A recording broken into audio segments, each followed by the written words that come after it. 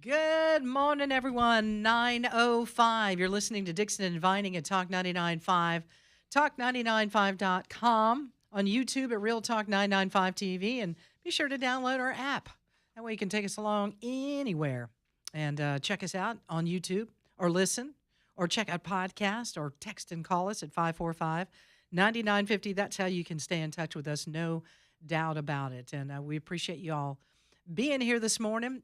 We've got a little movie review, something that John Bird saw over the weekend, something that I saw, maybe something a little that Steve saw. We're going to get into that in just a couple of minutes. But first, it is time for Steve's turn. He's like, it's there. I know it. There it is. Steve's turn. All right, John, don't go too far here because I'm going to bring you in on this, all There right? you go. Oh, boy. So when I say the words country music, our listeners amongst them, and we here on the show, we kind of have some varied reactions. Some of you love it. Some of you can't stand it. But as I've noted before, for the music library that I've got for this show, I've got some 2,500 songs that I pull from. Wow. From just about That's every impressive, genre that you could Steve. possibly come up with. Mm-hmm. And there's country music in there. I played a couple of them earlier before John Bird got here. Yeah. But I'm going to talk about one song in particular. I'll get to that in a moment. First of all, two questions for John Bird and for Valerie. First things first. Mhm. What do you think is the greatest country song of all time? Oh, gosh. He stopped loving her today. Okay? Wichita lineman Glenn Okay. Campbell. All right. I'll get to the second question in a moment. Parade magazine, still being printed. Who knew? I didn't know there were any magazines still being printed. Yeah, really. We used to get those in the middle of the Sunday newspaper. Remember the newspaper, boys and girls? They came up with a list of the 10 greatest country songs of all time. All right, so that brings me to question number 2. Valerie, Yes. what's the first song that comes to mind when I say the name Garth Brooks? That other character that he played for a while. Chris That's Gaines. what I think of. Okay. Yes. You think of I the couldn't- character, you yes. don't necessarily think of a song. That's right. what I think of. John Bird, song, Garth Brooks, what? Song Garth Brooks would be I Got Friends in Low Places. Okay. I play that one. That's It's probably always number one on his yeah, it's list. a big All right. party. Yeah. So here's your Parade magazine top 10. In at number 10, George Jones, He Stopped Loving You.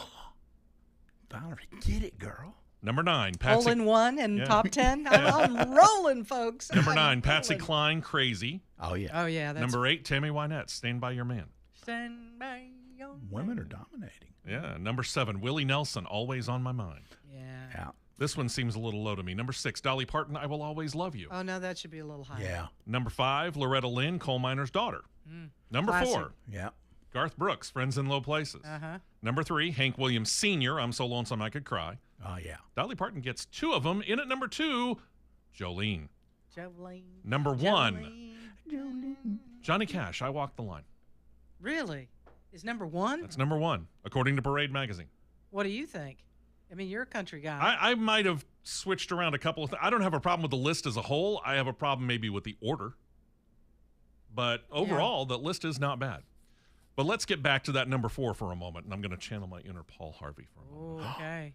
The song Friends in Low Places comes off of Garth Brooks' album No Fences, right? Upon its release in 1990, shot to number 1, stayed in the Billboard Hot Country chart, stayed there for 4 weeks. Big popular song. By the way, Huge. Sirius XM Satellite Radio did name Friends in Low Places the best country song of all time. Since then, live shows, Garth will add a third verse. So if you happen to go see him in concert versus the one that you hear on the album, he's got a third verse. And when he does it in concert, it has become so well known, he'll actually kind of stop singing and the audience will pick it up. That's pretty good. That's cool. People will sing it at almost any occasion they can, and if it's a party type atmosphere, pretty much everybody in the room does a sing along, right? Well, Garth didn't write the song. Duo named Dwayne Blackwell and Earl Bud Lee did. Didn't immediately think of Garth Brooks when they wrote it, but it was handed to Brooks because he was a demo singer at the time that these guys wrote it. And they gave it to him because, well, they did have a singer in mind, and Garth Brooks was trying to emulate said singer. He was, again, trying to make it in Nashville. Brooks didn't have a contract, hadn't even put out his first album yet, so he gladly did the demo, got paid for it. The demo got turned over to the singer by the songwriters, and he turned it down. So when Garth Brooks gets his record contract and gets to do his second album, because album number 1 became so popular, he revisited the song Friends in Low Places, and now we know what it did. Care to take a wild guess as to the singer that turned down Friends in Low Places? No idea. I would No think clue. Who I turned think it Dwight down? Yoakam could do a great job, but It's an interesting guess. How about George Strait? George Strait, I was thinking No. that. I kept thinking George Jones, but I meant George Strait. George Strait He could have had the done opportunity justice. to do Friends in Low Places and turned it down. Well, maybe it wouldn't have done as And it well with launched George Garth Strait Brooks. career. There you go. Wow, that's interesting. Good one, Steve. Steve's turn this morning. I love that. It's good stuff. I would not have guessed that. And I think Dolly Parton. There's some others in there. You're like, I'd like to reverse the order of some of those. Yeah. And I can only imagine how much the text line might blow up on something like that. too. But that's also that's a tough list, you know. It is. Yeah. I when you mean, think because about it's very that. subjective when you stop and think about it. Yeah. Because songs that I like, John Bird might like or hate, or And he may have different I'll songs honestly from that say artist. this, and no offense, I'm not a huge Garth Brooks fan. I get it. Many, he's well loved. I get it, but kind of out of my genre of music. Yeah, I'm stuck in So- the early 70s because my dad and I he'd put on that country music when we'd work in the shop together. Oh, yeah. Oh, what was Yeah. Dad's favorite? He loved Charlie Pride Ooh. and that. Kalijah. Yeah. I We can would see that. we would listen to that, and then is there anybody going to San Antonio? I mean, all that stuff, man. Sure. It's good stuff. Buck Owens, woo. Yeah. See, I grew up with the 80s stuff. Yeah. You know, that my mom was a big country music person, and I grew up You grew listening up to with 80s that. and Alabama Oh yeah, yeah. and all yeah. that. So Garth Yeah, I Brooks had- was I pretty had- much right up my alley. I had some of the Alabama Yeah. albums. no Garth doubt Brooks was about right it. up my alley. Alan Jackson, Clint Black, and all of those guys, 80s Randy into the Travis. early 90s. Randy Travis, yeah, Randy was it was big. all up ones. right up my alley. Yep. Plus, my first job in radio was classic country music, the Yeah. the really good stuff. Yeah, I some mean, of it gets a little too twangy for me. a little bit, it can, but you know, How many times can you visit a honky tonk? a lot, Yes, as you should. I don't know. It depends. Are you Trace Adkins? Yeah, really. All right, so let's talk. Switch gears here for just a minute because John and I were in the break room and we were just talking a little bit about weekend and this and that. And he said that he went to go see a movie at the IMAX theater. You're talking about at the McWayne Center. At the Down at McQueen McQueen? said the Oh, okay. wraparound. Share There with you us go. a little bit Ooh. about what you saw in your experience. So that was actually kind of fun. Yeah. Yes, this I haven't was- been there in a long time. I've never seen an actual Hollywood movie release there. I've seen like documentaries and stuff, but I Yeah. haven't seen a Hollywood release. Yeah, It was like- shot in IMAX, so the quality was excellent. Okay, what was the movie? Okay, it was The Odyssey, and we had heard that the soundtrack is so loud, so we brought earplugs, and I'm glad I did. I started getting dizzy in places. Really? I mean, there was some flash. I'm not gonna give anything away. It was incredible. The story was great. There was some imagery, like there was some violence, but they handled the violence really well. That wasn't the main story. It was the journey. But I could feel it beating against my chest. And then, of course, with the wraparound, a couple of times I'd want to kind of turn my head, but Don't you have do to it. turn all the way around to get away from the screen. Right. Yeah, it was so good. 3 hours, but it went It's by an investment. just like that. Where did you sit in the IMAX theater? High, low? Where? We sat about 10 rows up. Not quite. I've sat at the very back. That's a big mistake. Yeah, that's too Yeah. far back. Yeah, but So yeah, we were 10 rows from the back you sat? from 10 the rows from the front. Whoa. Really? No Yeah, so wonder we you- were right in the it middle was of like it. you're looking up. I think I'd want to be about 2/3 of the way up. Yeah. That's usually where I sit. Yeah. But Somewhere in that area. it was just intense. You know, I tend to forget about that theater. It's there. It's In not a lot of ways, I you don't. know. Yeah, I don't think about it when it comes to going to see a movie. But I will say this back probably in the mid 90s when it was, I guess, Oh yes. when we were Y and Mix and some other things, we held a whole bunch of sneaks there. One was the Living Sea that had all the music and all the the first time I saw that in that IMAX there, I was like, oh, this is the coolest thing I've ever seen in my life. Yeah. Yeah, and Everest, and that messed me up. It Everest. was they would like hold it down. I have Uh-huh. a fear of heights, man. Ooh. Yeah, Yeah. if you have a fear of heights, don't do that. Or motion you don't deal well with. The only Hollywood release I've ever seen in an IMAX theater, Karen and I and her sister and brother-in-law, we had gone out to Seattle, and we left a day early because we were going to go on a Alaskan cruise, and we were just thinking for something to do, and they said that they wanted to go see the new Batman, Christopher Nolan Oh, Batman yeah, movie, yeah, the yeah. first one of the three. And I'm like, oh, you're going to put bats, something that flies at the screen in an IMAX film, and then there's Karen, who is scared to death of birds. Oh no. I could see it coming, Yeah. but she agreed to watch it, and we did, and sure enough, here come the bats coming out of the cave, and Karen, Yeah. you know. Because you feel like you're going to get hit by 'em. But yeah, I mean, you're looking at so much going on a screen. It's almost that is too so much big. for your brain and your Yeah. eyes to be able to take in. I mean, Very it's a cool disorienting. experience to a certain extent, but on the other hand, you're almost overwhelmed. Yeah, your mind is almost overwhelmed. That's interesting. Good stuff. I saw Reacher because I know. Finally got into the what are we on? Fourth season. Yeah, season number 4. I'd seen the other seasons, Yeah. but you had talked about how the new season 4 had started, and I hadn't had time to watch it.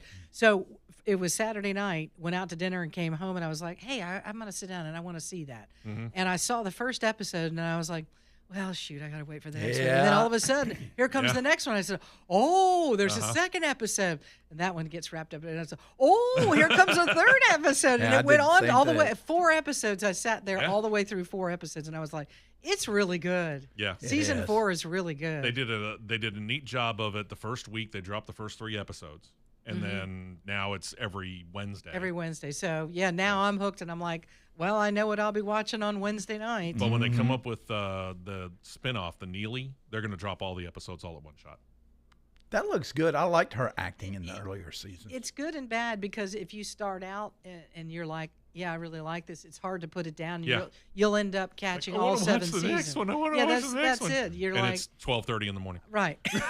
That's the problem with those. But I was delightfully surprised. I was like, well, I'll get 1 episode in, and then now I'm catching up. And when there were 4, I couldn't believe it. I was like, well, I'm just going to watch this till it stops. And then finally, I looked it up. I was like, yeah, 4 seasons, and then the next one will be coming up on Wednesday night. God, it's good stuff. Except for I'm a little disappointed with Reacher, and I have to put his politics aside. Yeah. I now. know. Yeah. I'm really disappointed That's with the that. trick. I've got to separate the actor from the From- role that he's from- playing. I mean, how can you have those politics and be shooting guys and breaking their necks? Right, ex-military, and just Yeah. a bad, I mean, you're big, huge, whatever. It Yeah. just none of it makes sense to me. I don't know what it is. All right, 9:17. Back in a minute. You're listening to Talk 99.5.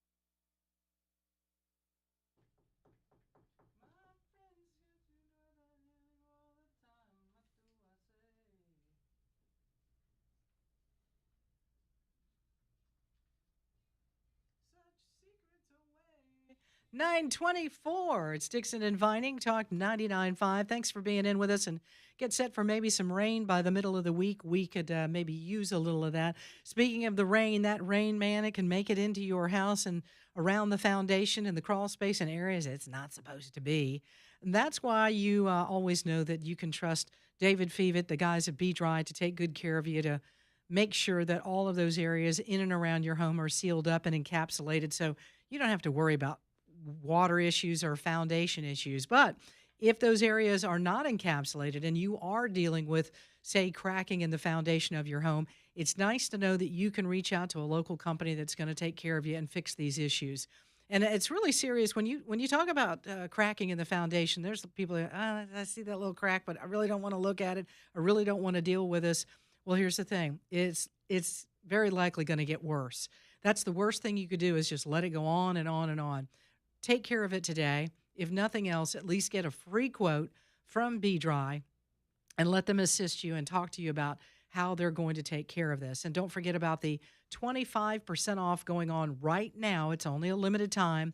This is for all the encapsulation that may need to be done under the crawl space in those areas of your home. So just call them if nothing else. Get them to come out, and let's see how we can get it fixed for you today with Be Dry. Call the pros today at 942-1976. That's 205-942-1976. You're going to be dealing with a local company that's been in business for more than 6 decades, and they've got the strongest lifetime warranty in the business. You'll feel good about that, and you'll feel good about dealing with a company that's trusted here in Central Alabama. Be Dry Foundation and Waterproofing, 942-1976, or it's BeDryAlabama.com. Well, I will tell you guys this, if nothing else, the WNBA sure is getting a lot of eyeballs on it. A lot of eyeballs on it. Yeah, for And- good reasons, though, not really. Part of me still, you wonder to yourself, has the WNBA figured out, hey, we're getting a lot of attention because we're not coming to a conclusion about men and women's sports?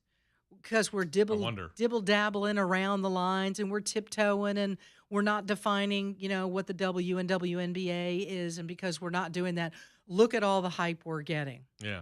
And is it Enes Kanter Freedom? Yes. Is that how you say his name? Yeah.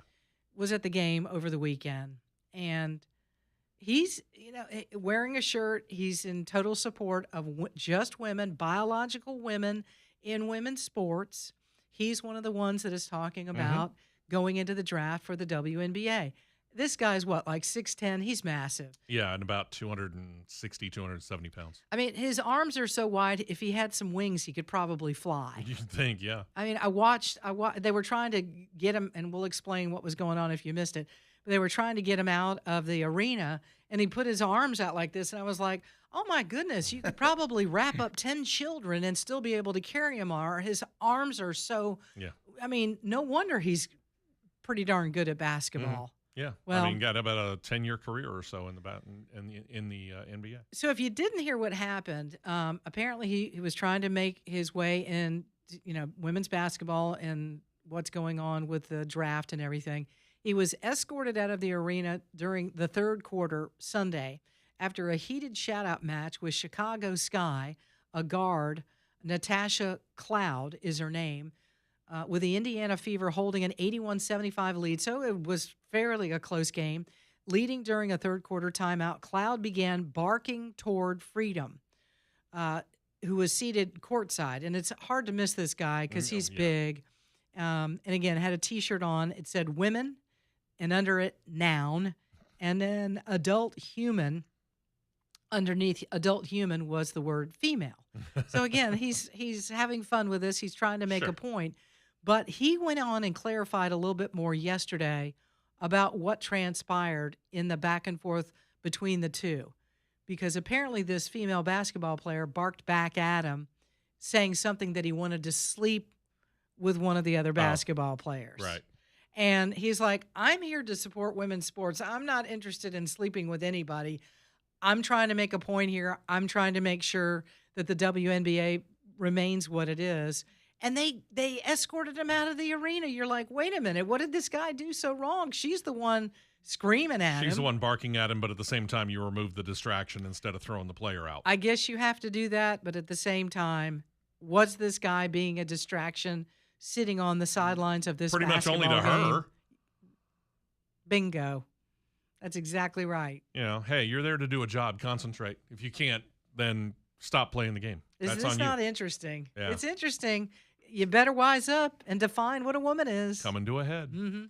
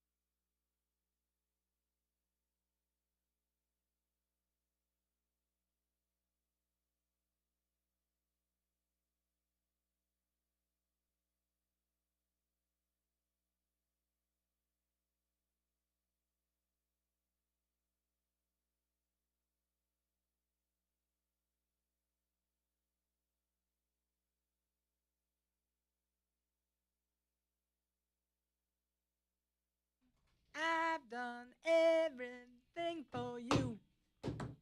You've done nothing for me. 9:36.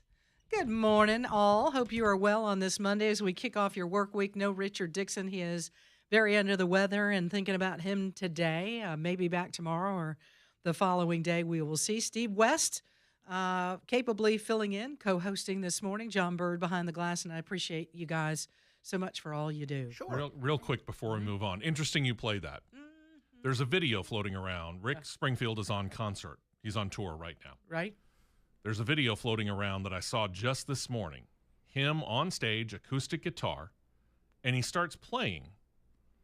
And he's actually playing Tommy Two Tone's 8675309, Jenny. And then all of a sudden he switches and he plays a little Jesse's Girl. And then he switches again and he starts playing Fountains of Wayne, Stacy's Mom. Oh, And then he that's sits wild. down in front of the microphone and he is doing a compilation in one song of all three of those songs. It was actually kind of fun. Wow. It was actually kind of fun So to sit there and listen to This it. was something he recorded. Something he at a just did in concert Oh, on stage, fun. and somebody had, their camera out and they were filming it. I need and- to check that out. I Yeah. can do that on my show. Have you seen him without his shirt now? It's no. ridiculous. He looks like he's 25 And from he's- here down. I So mean, what are you saying? It's not Mid-70s or fair? something like that. no, it's not fair. You know what, John? He has people. He's got people. Yeah. That's true. Just the way to rectify it in your own mind, for all of us to put it in our own mind, he has people. I don't worry I about have it. people, but they give me food to eat. Yeah, That's that's the our problem. problem in radio is we get Yes. food to eat. And you're welcome.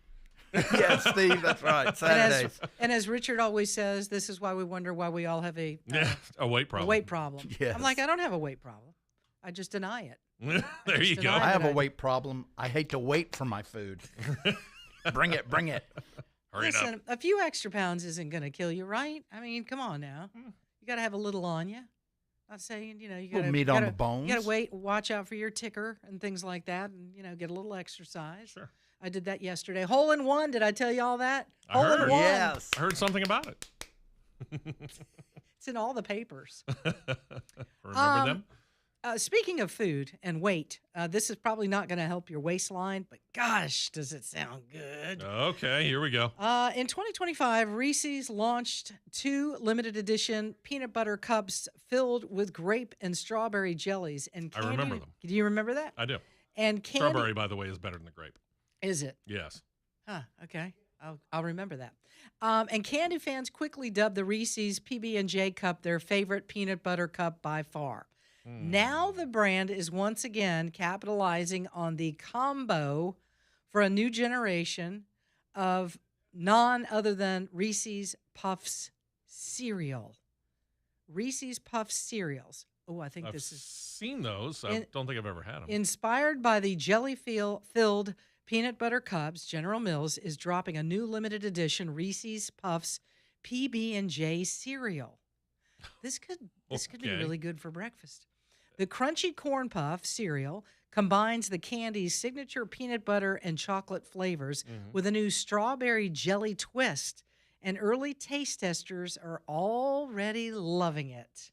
Now, you know what I bet it'd be really good is when you pour the milk over that and you let that melt, and then you finish the cereal and you drink the milk. Mm-hmm. PB&J, Okay. strawberry jelly. Interesting. But you said which is better? I like the strawberry better than I like the grape, but I'm not sure I'm going to call this the best Reese's peanut butter cup ever. I'm not sure I can go that far. Yeah, I'm not sure about it either. I mean, when you combine it with the best cookie ever, Oreo, it's really hard to beat that. yeah. Really hard to Have beat. you seen anything in the store that we've been talking? The last couple of weeks we haven't, have been bombarded with all these I new know. things, and I'm like, where do you people find these I things? don't know that they're in stores or what the deal is. Okay, there are 5 new 1919 root beer ice creams that are coming to stores. I'm not familiar with 1919 I'm not ice familiar with that brand either. Yeah.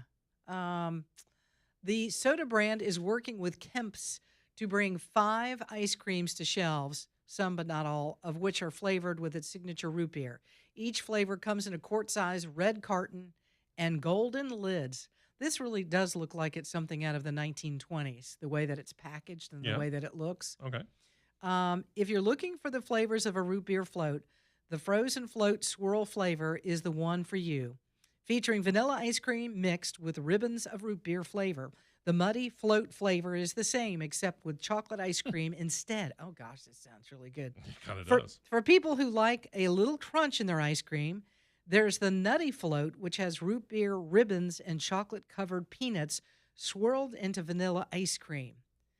Surprisingly, the 1919 root beer collab also features 2 flavors that don't have any root beer at all. You can grab the Lemon Dream. Yeah, I would kind of hope that there's no root beer in the Lemon Dream. A lemon ice cream mixed with graham cracker bits or just plain old vanilla. Maybe the vanilla would be good in a root beer float made with 1919 root beer. Why don't we know about this root beer? Because I've never heard of it. It's not sold here. So I'm looking them up. They are based out of Minnesota. Oh, there's the problem. And the map shows that about the closest you're going to get is going to be the southwestern part of Missouri. The southern part of Illinois is about the closest you're going to find it to here in Alabama. Interesting. That's on them. They're not selling it in the right place. Yeah, y'all need to move it to the south. Huh. How dare you? Yeah, not that's sell really that? odd. Because it sounds like it's something I would like to try. Yeah, I'd give it a shot. I love root beer. I do too. I do. I know people who can't stand it. I don't but normally like buy it like when I go to the grocery store in a can or a bottle. But I've said this, that if you're out somewhere and they have the self-serve soda fountain and there's root beer on there as an option, yeah, I'm going just root to beer. treat yourself. Yeah, Yeah. because I don't do Because something. again, you don't have it very often. I get Yeah. it. I understand that. This under the radar pizza chain was just named the best in America. Oh, were they now? We've got some pretty good pizza places around here. Oh yeah. You know that. We really We do. do. We're fortunate. This is from Anthony. Who wrote this? Amanda Mactus wrote this story. Even as a New Yorker, she said, I admit that sometimes I cave into ordering a pie from a national chain. Don't come for me. I'm partial to a thin crust Domino's pizza. And while editors at Delish declared Papa John's to have the best sliced pizza from any national chain, fans across the country have declared a different under-the-radar chain to be the king of za. Okay. Pizza. For the second year running, Anthony's Coal-Fired Pizza and Wings was named the best national pizza chain. Once again, I guess one of those Don't that have one isn't here. from around here. Anthony's Coal-Fired Pizza and Wings. This year is reviewed by Reader's Choice Awards and last year by Newsweek. For those of you unfamiliar with the chain, that's likely due to its limited presence. Anthony's first opened in 2002. While it has since expanded to include 50 locations, you can only find chains in 6 states: Delaware, Florida, Massachusetts, Pennsylvania, New Jersey, and New York. But people who live near a restaurant are devoted to it. The 3 that are in Florida are Fort Lauderdale, Plantation, and Orlando.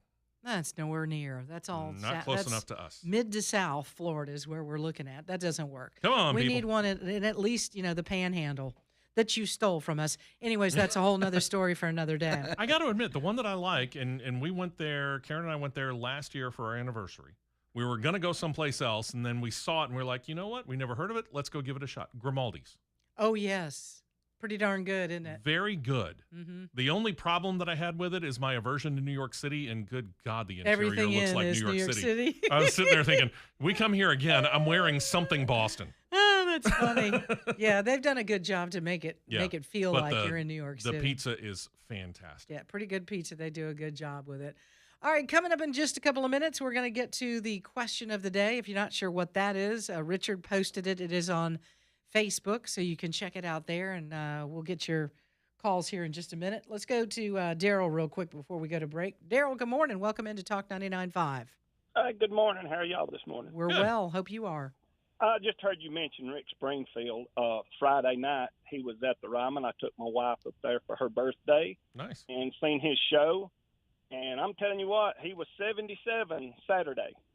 Okay. His birthday. I knew he was mid-70s, something like that. Yes, 77. And I'm going to tell you, y'all, he rocked the place down. It was packed out, and it was unbelievable. That's awesome. Cool to hear. And listen, he did come out on Jesse's Girl, and he did have his shirt off. And every one of the women went crazy. Well, sure. But he's a health nut, and hey, I'm a man, but he looked good for 77. I'm Yeah. 63, but he looked good. That's awesome. Well, thank you for Excellent. that call, Daryl. We appreciate Yes. it much. Yeah. Have a wonderful day. Let's check out Bill. Good morning, Bill. Welcome into Talk 99.5. What's on your mind? Hi. I just wanted to say I love the show. I don't have to be in Birmingham. I'm listening to you on the iHeartRadio app. All right. Well, thank you. We appreciate it. I wanted to say, y'all talking about all this processed foods and whatnot. You really need to get with Rhonda Dial on talking on Yeah, 95. I'm sure when Rhonda hears us, she's like, oh, gosh, there they go again. There'll be more people listening over the weekend. You're exactly right. She's waiting for the paid consultation. There you go. That's it. Yeah, that's what we're doing. We're funneling people to her. We're sending her business. She should appreciate it. That's exactly right. That's all I got. All right. Thanks, Bill. Thank you, Bill. We appreciate it, and thank you for listening. 9:47, back in a minute, Talk 99.5.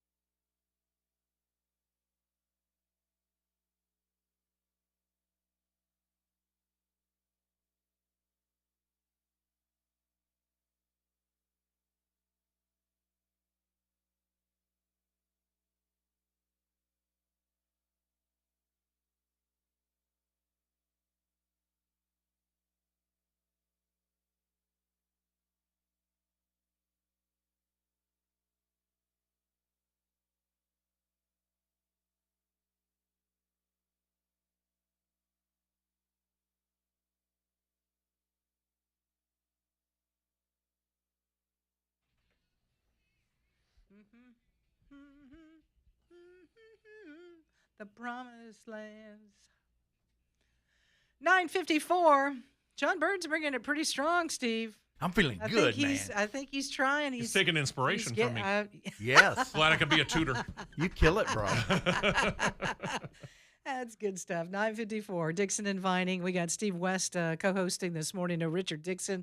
John Bird coming in early this morning. Thank you, man, for getting up and Absolutely. being such a trooper. And you got Andrew today from 10 until 2. A big press conference that is going to be coming up at noon today. Scott Bessent is going to be speaking a little bit later on, and some information that we're going to want to hear. It has something to do with Iran and some more sanctions that we are expected to put on Iran. So you want to hear that. We will likely carry that with Andrew McLean. Again, that's at about 12 o'clock today. Some very interesting information I think will come out of there. I mean, if things aren't bad enough for Iran, this might be the nail in the coffin. This may actually be exactly what we need to do. But he called it over the weekend. He said today would be, at dawn, would begin an economic D-Day. That sounds pretty serious. It does. Yeah, so let's we'll wait and see at 12 o'clock in a couple of hours what in the world he has planned, and go from there and see what else we're going to be doing to Iran to bring them further to their knees. All right, this is an incredible story. We don't, fishing stories from time to time. It's like, you caught what and how much did it weigh? This catch, we get a lot of Destin and, Fort Walton people down there fishing and bringing in just some incredible things. This was in Portland, Maine. Damon Sacco had never seen anything like the fish, and fellow anglers brought that they fought for hours in the waters off of Massachusetts. He wasn't sure what was on the end of the line. He thought it could potentially be just an enormous shark. He's fighting, to the point that, he said that he felt like the struggle was so big that there's no way it could have been a big marlin. Okay. That's how bad the struggle was and how difficult it was. So apparently that they were fighting this thing for hours and hours and hours. What he ended up catching was an Atlantic blue marlin, first ever caught off the East Coast that was this big. The massive billfish was 11 feet in length and weighed 1,260 pounds. And they had to get it back to land. This was in Massachusetts. But can you imagine fighting anything with a line and a pole that's 1,200 pounds? No, I can't at all. 1,200 pounds. That is amazing. Man, more power to you, bud. I mean, you think about, I've gone fishing out in the Gulf, right? And you're out there. I mean, it's a grouper or a snap. I mean, that takes a lot of energy and That's strength big just to enough. reel that in. You're like, oh, what have I got here? Yeah. But imagine if it's 1,200 pounds. How did you're he like, do that? I mean, I don't know. I For don't honestly, I I don't don't know. understand how at some point the line, and I understand there's different size of Lines lines. do If you're snap, if yeah, you're but- going out for something really big and you know that's what you're going for, you've got a pretty strong line. But still, something that big Yeah. and it doesn't snap, or the pole doesn't pole just doesn't snap. fall apart. Or the fact that it rips it right out of your hand because you get tired. That's right. That's crazy stuff. All right, John Bird, you know what time it is? I know. You know, Do you're you? ready. All right, hit it, man. Dixon and Vining's question of the day. All right, today's question of the day is, name something you didn't understand adults enjoying when you were a kid, but now you totally get it. Boy, there should be a long list. Yeah, it is. Yeah. Wow. I'll let you go first, Steve, and let John think about it a minute. Steve West. It goes back to my fascination with cars when I was a kid. And of course, I wanted something really sporty. I was influenced by Smokey and the Bandit. Mm-hmm. So my mom's fascination with big cars that were kind of cushy. Oh, yeah. Yeah, I didn't really understand it then. Now, Uh-huh. kind of understand it a little bit more. Bad back, need something to kind of, absorb the shock a little bit. Right. You get it. Yeah, a little bit more room. That makes I sense. kind of understand it now, yeah. Yep. John Bird, you got one? No. I'll pass. Give it a pass. The pressure. Okay, I'll go. Housework. Housework. It's very therapeutic for me now.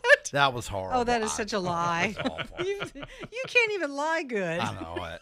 The pressure, I can't handle the pressure. I said a nap. Name something you didn't understand adults enjoying when you were a kid, but now you totally get it. Oh, that's A perfect. nap. In a lot of ways, yeah, you're right. April Marie weighs in. Well, good morning, April Marie. Sitting on the front porch swing with a cup of coffee.